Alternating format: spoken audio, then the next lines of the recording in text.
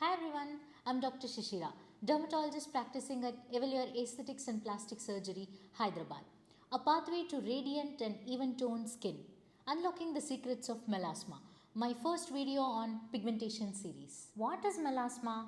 Melasma is one such common skin condition wherein there's a lot of pigmentation that happens on the face. We call it as facial melanosis. Some might have pigmentation only around the under eyes. We call it as dark circles. Some may have only around the mouth. Some may have only on the forehead. Some may have pigmentation after the acne heals. Similar way, melasma is one such common skin condition wherein people presents with pigmentation most commonly on the cheeks. So it is called by many names. We also call it as cloasma, we call it as mask of pregnancy. How do melasma presents? It presents as brownish to greyish blue appearance, most commonly over the cheeks like a butterfly distribution, over the cheeks as well as nose. Some might also present over the forehead, over the upper lip, over the chin. Sometimes it's diffuse all over the face. Millions of people worldwide suffer from this common skin condition melasma, and it's most common in Indian population. As an average, right from 5% to 40% of the Indian population has this melasma condition. It's that common. When it comes to gender, most common being the females followed by males, almost 90%, and males being only 10% affected. And what causes this pigmentation? So first and most important being genetic.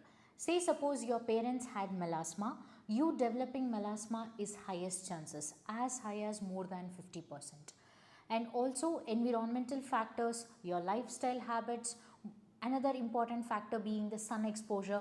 Say suppose you are into sports person, swimming or driving a lot in the sun without wearing sunscreen, without taking good sun protection, then you are at the high chances of developing the melasma.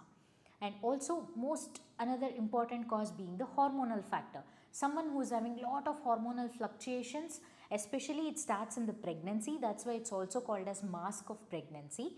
So those who have lot of hormonal fluctuations will also suffer from melasma.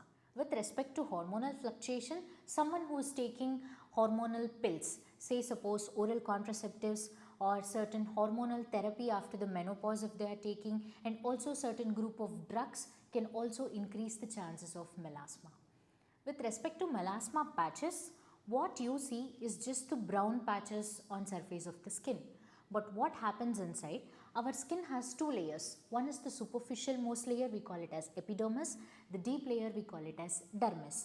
So melasma can occur even the superficial layer, we call it as epidermal melasma. It can occur in the deep layers, we call it as dermal melasma. Why do you even think the pigmentation is coming? All our body has an important cell called melanocyte. Melanocyte is like a pigment producing factory. All of us have a different color shades on our skin. It's because of our melanocyte. So when this melanocyte becomes overactive, when the factory starts producing more and more pigment.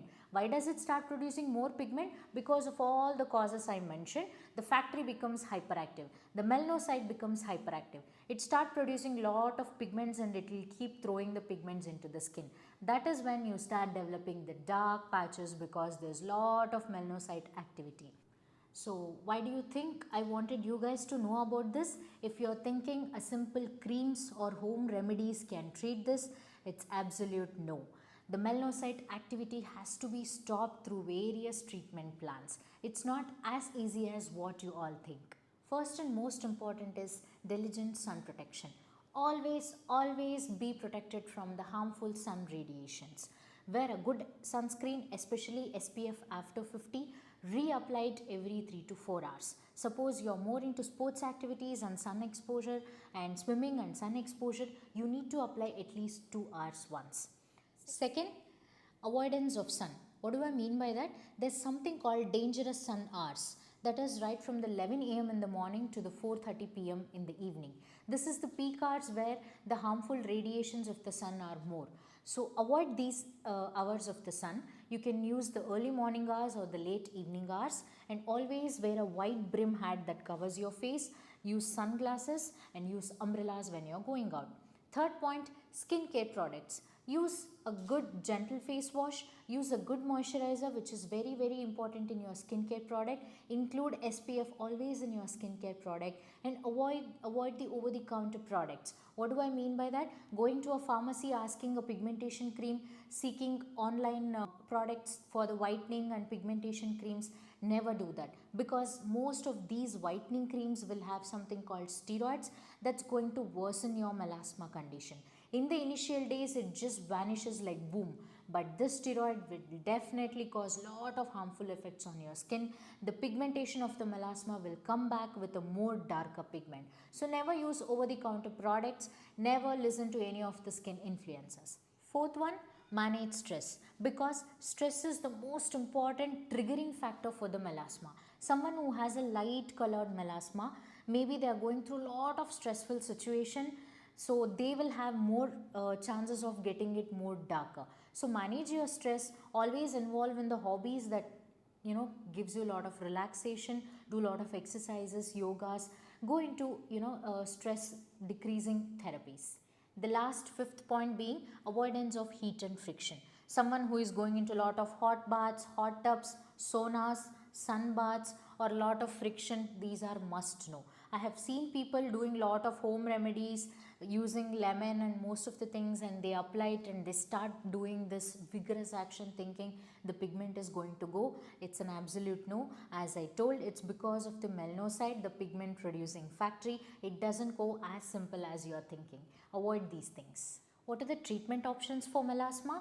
There are n number of treatment options, but first and most important, you need to seek the dermatologist. Dermatologist will assess your skin, they'll ask you a couple of history. Based on that, we'll come to a conclusion whether it belongs to epidermal melasma, the superficial, or the dermal melasma, the deep one, or sometimes it can be even the mixed melasma.